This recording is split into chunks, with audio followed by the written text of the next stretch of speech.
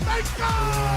They score! Welcome to God's Playbook with your host, Father Rico Passero. Lock at the 20, 10, 5, touchdown! Touchdown! Let's play ball. Friends, welcome back to God's Playbook. Today we're going to talk about faith and the beginning of eternal life. Eternal life is something that we often either think very much about or very little about. It almost seems like we're finding ourselves at one end of the spectrum or the other. Some people, that's all they think about, especially as they continue to age. But even young people, I'm amazed at how many young people, when I visit the classrooms, like to talk to me about eternal life. So let's talk about how eternal life and faith are interconnected, because this is important. The Catechism of our church talks about the faith that makes us taste in advance the light of the beatific vision. What is the beatific vision, Father Rico? Well, this is where we will see God in all of his glory when we are called home to him, whether it's the second coming of Jesus or when we are called home after our death, whichever comes first.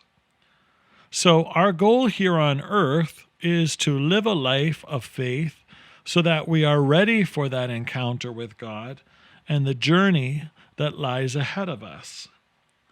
When we see God face to face in that beautiful encounter of the beatific vision, we will see God as he is in all of his glory. So, as the Catechism says, faith is already the beginning of eternal life.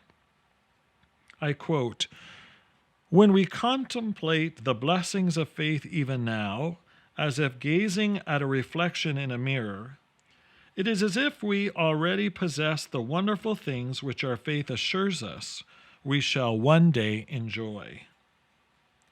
What a powerful passage that comes to us from St. Basil. This reminds us, by the way, St. Basil is one of the fathers of our faith, we would call the essence of developing our Christian faith. This understanding and teaching of our tradition reminds us that we walk by faith and not by sight. There are many times in which we have encounters with God that can be palpable. We can almost see God at work, but there are many other times where we just have to place our faith and trust in him. We perceive God as in a mirror dimly, but only in part. We can never truly grasp God in his entirety. Even as God simplifies himself and as he's truly present in the Eucharist for us, again, the Eucharist is just a simple sign of bread because that's something that we can process, but we can never totally just take God in. So faith for us, friends, is often lived in darkness and can often be put to the test. Recently, I had the pleasure of seeing the new movie that the Knights of Columbus sponsored on Mother Teresa. And Mother Teresa, in her writings, and I pray each of you have read at least one of her writings or even her autobiography, which I think is amazing, Mother discloses that through much of her life, as often as at times several years and decades, she felt that darkness in her life. She felt far from God, and yet she continued to live the mission of Jesus, even in those periods of darkness. So, and you might say to yourself, well, how can Mother Teresa experience periods of darkness? She never wavered in her faith. Well, just because we don't feel God doesn't mean he's far from us. So these could be personal tests. Perhaps you're going through a test right now in which God is testing your faith, like Mother Teresa or Job or many others. But the world we live in, friends, seems very far from the promised one by faith. Our experiences sometimes of evil and suffering can often bring frustration to us, doubts in our minds, questioning, is this for real? How could God allow this to happen? Why is God allowing this to happen? Or do we blame God for things, suggesting that it's his fault when in fact it really isn't? Sometimes, I don't know if this is true in your life, friends, when I see injustice or death, sometimes it might seem to us to contradict the good news. They can shake our faith and often become a temptation for us.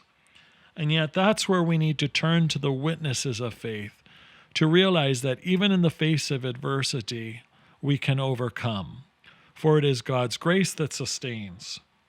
So let's think back to Abraham, as we just talked about him a few episodes ago. We call him and Sarah our father and mother in faith. When we look at Abraham, we recognize that he hoped beyond hope.